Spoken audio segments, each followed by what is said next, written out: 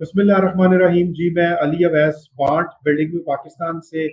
आज हमारे साथ इमरान शाहजेब हैं जिनका ताल्लुक मियां चन्नू थानेवाल से है और इनकी selection as a assistant sub inspector FIA के अंदर हुई है 2022 के अंदर।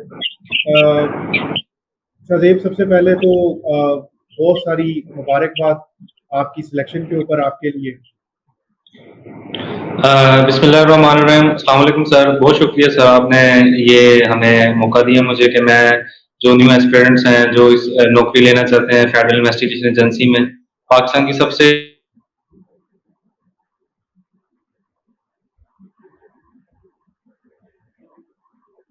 अपॉर्चुनिटी है कि जो न्यू कमर्स आ रहे हैं उनको इन्फॉर्म किया जाए, गाइड किया जाए। ठीक है शाहजेब, दूसरा हम आपको जो है वार्मली वेलकम भी करते हैं इंटरव्यू के अंदर। होप सो के थैंक यू सर। और hope so would have a good time and hope so के ये जो इंटरव्यू है, जो भी लोग एज ए ASI या सब इंस्पेक्टर FIA के अंदर अपने रिटन एग्जाम को क्लियर करके इंटरव्यू के लिए जाएंगे, ये हमारा आज का session would help them out इंशाल्लाह सर, जरूर ये बड़ा प्रोडक्टिव रहेगा।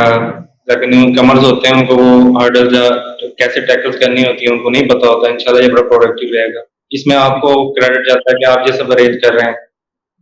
नहीं, इंशाल्लाह हम कोशिश करेंगे कि रिमोट एरिया के लोग जो है, ये कोशिश तो इसीलिए है कि रिमोट एरिया के लोग को जो गाइडेंस की कमी का या उसमें जो हैसल को फेस करना पड़ता है, हम उसको किसी तरह से कम कर सकें।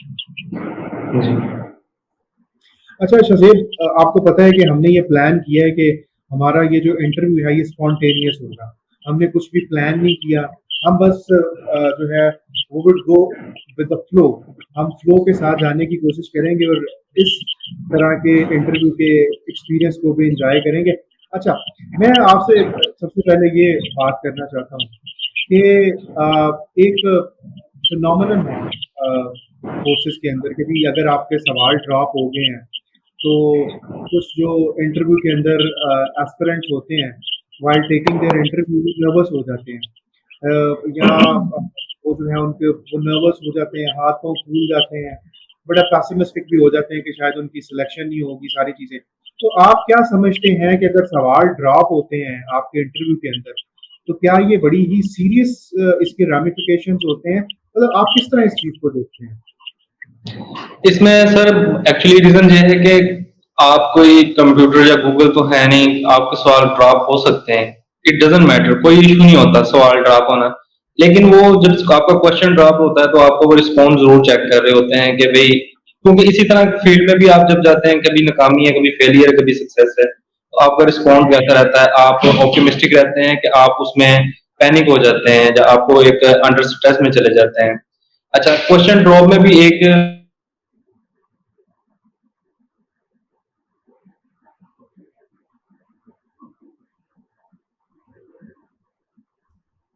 तो इस तरह के बेसिक से सवाल को जब आप ड्रॉप कर देते हैं कि पाकिस्तान कब बना है, आपको ये नहीं पता, तो फिर वो इंटरव्यूअर के भी होता है कि यार ये बंदा जो आया है मेरे सामने, ये एक प्रीमियर जॉब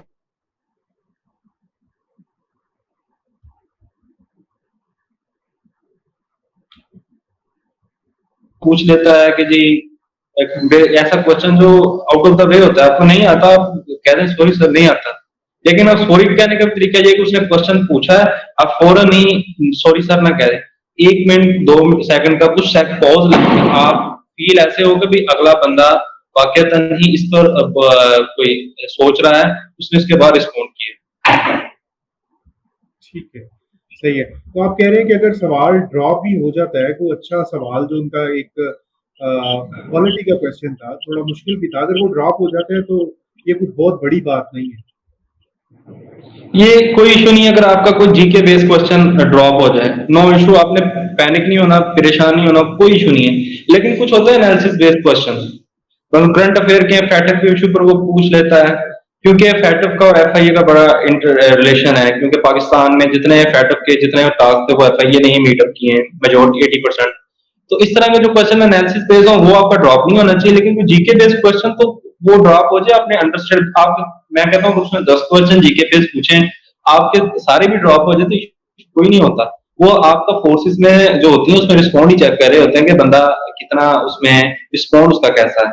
ठीक है, आपने ऑप्टिमिस्टिक रहना है या फिर एनालिसिस बेस्ड क्वेश्चन को प्रॉपरली प्रिसाइज कंसाइज और कॉम्प्रिहेंसिव की पॉलिसी आपने अपनानी है। मुख्तसर रहें और एक मुदल्लल जवाब दें आर्गुमेंटल बेस्ड, बस आप आगे चले जाएं।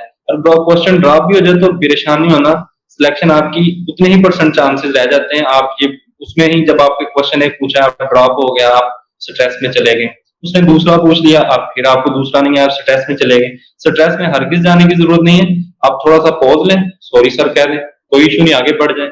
आप अगर उसी वक्त पैनिक या आप अंदर स्ट्रेस चलेंगे तो अगले आपका समझ लें इंटरव्यू जितना है वो आपका खराब हो जाएगा। ठीक है शजीब, आपके कहने का मतलब है कि आपका कॉन्फिडेंस जो है वो शेक नहीं होना चाहिए, आपको उतना ही पुरएतमाद रहना चाहिए अगर आपके जीके के कोई सवाल आप यूज भी कर रहे हैं। जी सर, ऐसी है, ये क्लरिकल जॉब तो है नहीं, ये फोर्सेस की जॉब है और प्रीमियर एजेंसी है पाकिस्तान की, फेडरल इन्वेस्टिगेशन एजेंसी। तो आपका वो आपको एक बड़ा ही कॉन्फिडेंस पर्सनैलिटी होना चाहिए कि जो हर तरह की सिचुएशन को डील कर सके। अच्छा शजीब, एक और सवाल ये है कि नॉर्मली एस्पिरेंट्स के माइंड में होता है कि जी ये फोर्सेस की जॉब है और उसमें आईक्यू इज वेरी इंपॉर्टेंट, तो क्या रियल में आईक्यू ही सबसे ज्यादा इंपॉर्टेंट है, particularly in the job of forces forces की जॉब के अंदर? आप अगर रेशो काउंट करें ना, इंटेलिजेंस क्वोशिएंट जो हमारा आईक्यू वो 20% मैटर करता है, 80% हमारा ईक्यू इमोशनल क्वोशिएंट मैटर करता है। अब जो बंदा भी वन पेपर एमसीक्यू निकाल कर आ जाता है इंटरव्यू के लिए, तो वन पेपर एमसीक्यू की हमारे एस्पिरेंट्स जो तैयारी कर रहे होते हैं उन्हें पता होता है कोई तैयारी करना आज का कोई चाइल्ड प्ले तो है नहीं, काफी टाइम लगता है। जब तैयारी करके जो बंदा भी आ जाता है इंटरव्यू में उसका आईक्यू प्रॉपर होता है, तो इसलिए वो पेपर उसने क्लियर किया होता है। और खुसूसन फेडरल इन्वेस्टिगेशन का पेपर जो आईक्यू बेस ही होता है, उसमें मैथ पोर्शन ज्यादा होता है, इंग्लिश का पोर्शन ज्यादा होता है और उसमें जो बंदा भी आता है उसका आईक्यू ठीक होता है। अब इंटरव्यू में मेरे ख्याल से जो जज किया जाता है वो आपका ईक्यू इमोशनल क्वोशिएंट किया जाता है कि आप कितने स्टेबल है इमोशनली। इमोशनली ये है कि अब आपको कुछ सिचुएशन दे वो पूछ लेते हैं भाई, ये अगर आप कहीं किसी भी एक डाइवर्सिफाइड, क्योंकि ये महकमा बहुत डाइवर्सिफाइड है, इसमें डिफरेंट विंग्स है, इसमें इमिग्रेशन में भी आपने जाना है, एंटी ह्यूमन ट्रैफिकिंग विंग भी है, आपके पास बैंकिंग सर्कल भी है। यानी पाकिस्तान के इवन क्या देखें जो अभी हाल में जो ऑफिशियल सीक्रेट एक्ट 1923 है वो भी एफआईए की जुरिस्डिक्शन में है। तो इस तरह की डाइवर्सिफाइड जॉब में तो ऐसे ही बंदा जा सकता है जो इमोशनली स्टेबल हो, जो सिचुएशन को एनालिसिस करके अपना रिस्पॉन्ड दे, ये नहीं हो कि वो अंडर पैनिक चला जाए, वो परेशान हो जाए, क्योंकि इसमें तो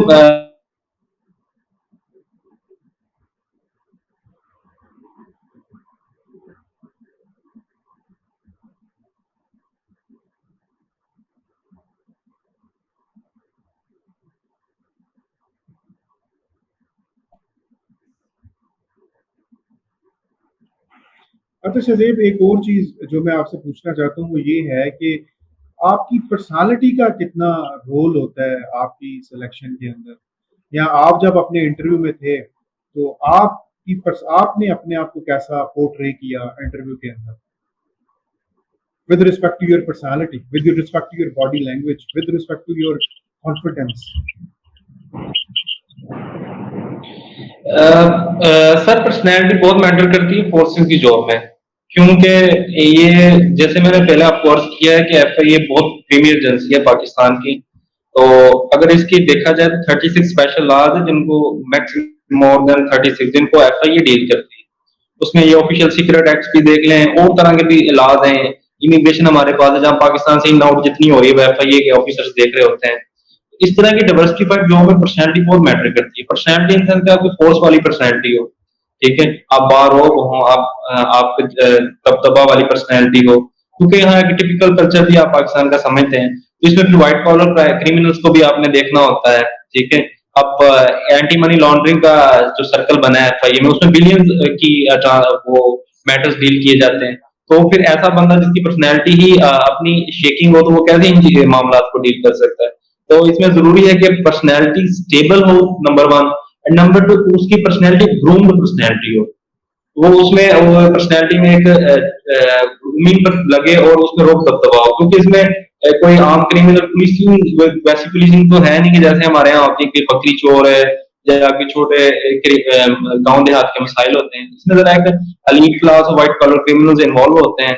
इस वजह से इसमें पर्सनैलिटी मैटर करती है। आपके इंटरव्यू में जज कर रहे होते हैं, मल्टी डायमेंशनल चीजें देख रहे होते हैं, उसमें आपका आईक्यू भी देख रहे हैं। आईक्यू का मेजर पोर्शन तो उन्होंने पेपर में देख लिया होता है, नंबर वन। अब इंटरव्यू में देखी उन्होंने आपकी पर्सनैलिटी आया कि बंदा इंटरेस्ट कैसे हुई है, इसकी रूम में बैठा कैसे, इसने रिस्पॉन्ड कैसे किया है, कोई क्वेश्चन ड्रॉप हुआ तो उसका रिस्पॉन्ड कैसे कर रहा है, अगर कोई क्वेश्चन है जवाब दे रहा है तो कैसे दे रहा है, एनालिसिस बेस्ड क्वेश्चन उन्होंने पूछा है पैटर्न पर या मुल्क की करंट सिचुएशन पर, तो ये उस पर कैसा रिस्पॉन्ड कर रहा है, ये सारी चीजों को वो एनालाइज कर रहे होते हैं। फिर उसके बाद आपकी ये चीजें फाइनल सिलेक्शन में बहुत इंपॉर्टेंट रोल प्ले करती हैं फोर्सिंग में, और स्पेशली क्योंकि हमारा सब्जेक्ट एफआई का इंटरव्यू, तो एफआई में ये चीज बहुत इंपॉर्टेंट है। ठीक है। अच्छा, मैं आपसे शादेब ये पूछना चाहूंगा कि अगर हम एफआईए के रिलेटेड सवाल पूछें, क्योंकि एफआईए के रिलेटेड जो सवाल है, तो आपको क्या लगता है कि जो बंदा इंटरव्यू देने के लिए जा रहा है तो उसको एफआईए के हवाले से किन एरियाज को अच्छी तरह से अब्रॉर्ब करके और अच्छी तरह से जाना चाहिए जिनके बारे में इंटरव्यू में पूछा जा सकता है? इसके वाले सर मैं कहूंगा एफआईए नहीं, मतलब जिस किसी भी डिपार्टमेंट के लिए जा रहे हैं, बोर्ड ऑफ रेवेन्यू के लिए जा रहे हैं पंजाब में, किसी भी, आप उसकी वेबसाइट अगर है तो उसके हर सेक्शन को अच्छी तरह पढ़ें। फेडरल इन्वेस्टिगेशन एजेंसी की वेबसाइट है, उस पर जाएं, उस पर तमाम विंग्स हैं, उन विंग्स का क्या काम है, उनकी क्या कारकर्दगी, इवन कि एफआईए एनुअली रिपोर्ट्स भी अपनी शाये करता है अपनी विंग्स के मतलब, उनकी कारकर्दगी के मतलब, उनको रीड आउट करें। ठीक है, इंटरपोल है, उसके से रिलेटेड क्वेश्चन जरूर पूछ लेते हैं, इंटरपोल का क्या रोल है। ठीक है, और उसके अलावा कुछ 8 नोटिस होते हैं, उसमें येलो नोटिस का क्या काम है, रेड नोटिस का क्या काम है। एफआई की वेबसाइट को एक दफा प्रॉपरली रीड आउट करें। रीड आउट से मुराद उसके हर सेक्शन को देख के पढ़े और उसको अच्छी तरह करें। फिर एफआई एक्ट है, एफआई एक्ट में 10 के करीब सेक्शन है, वो जरूर गो थ्रू कर लें। ठीक है, एक ना एफआईए का एक स्टैंडर्ड ऑपरेटिंग प्रोसीजर है, वो 5/2020, वो भी उसकी वेबसाइट पर पड़ा है, उसको भी रीड आउट कर लें। उसमें आपको बताता है एफआईए फंक्शनिंग कैसे है, इसमें अगर एक कंप्लेंट से लेकर फाइनल डिसीजन तक कैसे करता है, हायरार्की क्या है एफआईए में, वो हर चीज वेबसाइट पर पड़ी है। तो एफआई की वेबसाइट को जरूर गो थ्रू करें। ठीक है, एफआई एक्ट को गो थ्रू कर लें, ये आपको बहुत काम आएगा इंटरव्यू में। तो आपसे जनरली क्वेश्चन पूछ लेते हैं एफआई का क्या काम है। ठीक है, उसमें आप जब ये आप सब सेक्शन को पढ़ चुके होंगे तो आपको अच्छी तरह आप एक्सप्लेन कर पाएंगे, अपना एक जवाब बना पाएंगे। अब मैं आपको एक जवाब बता दूं, आप वही रट लेंगे। अब ये पता नहीं इंटरव्यू कितने बंदे देखते हैं, वही सब सेम डिटो कॉपी जवाब देते रहेंगे। नहीं, आप अपनी एक एनालिसिस करेंगे, हर बंदा अपना अपना डिफरेंट रिस्पॉन्स तैयार कर लेगा क्वेश्चन के एफआई का क्या काम है। तो वो एफआई के मुख्तलिफ विंग से बारे में पूछ लेते हैं कि जी एफआईए का इंटरपोल का क्या काम है। ठीक है, एआईटी का क्या काम है। तो अब ये जो एंटी मनी लॉन्ड्रिंग का आया है, नया हमारा सर्कल बना है, इसका क्या काम है, कमर्शियल बैंकिंग सर्कल का क्या काम है। इस तरह जितने हमारे विंग्स हैं उसके बारे में हर चीज लिखी, इकोनॉमिक क्राइम विंग है, साइबर क्राइम विंग है। ठीक है, वो सारी डिटेल वेबसाइट पर मौजूद है, उसको प्रॉपर्ली रीड आउट करें। एनुअली रिपोर्टें भी पढ़ी हैं, उनको भी डाउनलोड करके पढ़ लें, क्योंकि इससे तो होता तो ये, जब आप इंटरव्यू इस तरह की प्रीमियर एजेंसी में जॉब लेने, आपको जितना मैक्सिमम उसका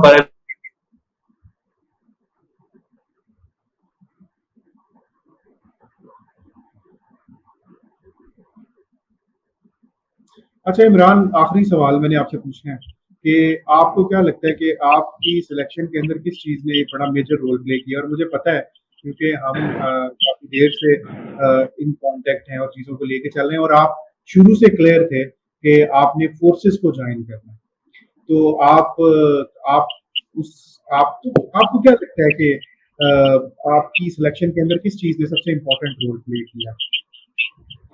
सर गवर्नमेंट जॉब, आपको भी इस चीज का आइडिया है कि सरकार का नौकर बनना it's hard not to crack की वाली बात है। तो इसो का काम नहीं है, आपको बस इसमें कंसिस्टेंसी चाहिए और ऑप्टिमिज्म चाहिए। आपने घबराना नहीं है और आपने दिल बर्दाश्त नहीं होना। फेलियर आते हैं, सक्सेस आती है, ये पार्ट ऑफ लाइफ है। आपने बस कंसिस्टेंसी से काम करना है। अगर आपने सोचा है ना मैंने गवर्नमेंट की जॉब लेनी है, फिर अगर मैंने एफआईए की नौकरी लेनी है, तो फिर आपने इसके ऊपर डट कर रहना है। फिर आपने फुल ट्राई अपनी करनी है, अपनी फुल मेहनत से एक दफा आपने 100% अपना दे देना है। उसके बाद कामयाब होना नाकाम होना ये तो पार्ट ऑफ लाइफ है। ठीक है, तो कुछ आपकी किस्मत में रब ताला ने जो लिखा हुआ आपको मिल जाना है। लेकिन आपका ये है कि आप अपनी तरफ से कभी बैठ कर, कभी आप नाकाम भी हो गए तो कभी आप बैठ कर सोचेगा आपको ये ना रिग्रेट रहे या वहां पर ये कर लेता तो ये हो जाता। अपनी फुल दें। एफआईए की जो बहुत ही अच्छी जॉब है, डाइवर्सिफाइड जॉब है, इसमें डिफरेंट विंग्स हैं, आपको इसमें काम करने का रियल में मजा आएगा। और ओरिजिनल में पाकिस्तान की जो प्रीमियर एजेंसी है, फेडरल इन्वेस्टिगेशन एजेंसी है, इसमें आपको काम करने का एक बहुत पॉजिटिव एनवायरनमेंट है और बहुत ही इसमें डाइवर्सिटी है। आप इसमें डिफरेंट विंग्स है, एंटी ह्यूमन ट्रैफिकिंग विंग है, इमिग्रेशन विंग है, एंटी हमारे पास कमर्शियल बैंकिंग सर्कल है, ये एंटी मनी लॉन्ड्रिंग विंग है, डिफरेंट विंग है। आप जब चाहें जिस विंग में आप जाते जाएं, आपको जिसमें मास्टर होते जाएं उसमें काम करें, आपको एक हर चीज डिफरेंट चीजें सीखने को मिलेंगी। लर्निंग है, हर डे लर्निंग है FIA में। ये इस तरह का महकमा है यहाँ पाकिस्तान में। ठीक है। शहजेब, आपके टाइम का बहुत शुक्रिया, और मैं उम्मीद करता हूँ कि जो नए आने वाले एस्पिरेंट्स हैं उनके लिए ये इंटरव्यू बहुत फ़ायदेमंद साबित होगा। आपके लिए बहुत सारी दुआएं हैं, आपके आगे के करियर के लिए और आपके फ्यूचर एंडेवर्स के लिए बहुत सारी दुआएं हैं, और अल्लाह ताला आपको कामयाब करे और पाकिस्तान को सर्व करने की हिम्मत है। बहुत शुक्रिया आपके टाइम का। थैंक यू सर, आमीन, thank you thank sir, you. आपके वक्त का बहुत बहुत शुक्रिया।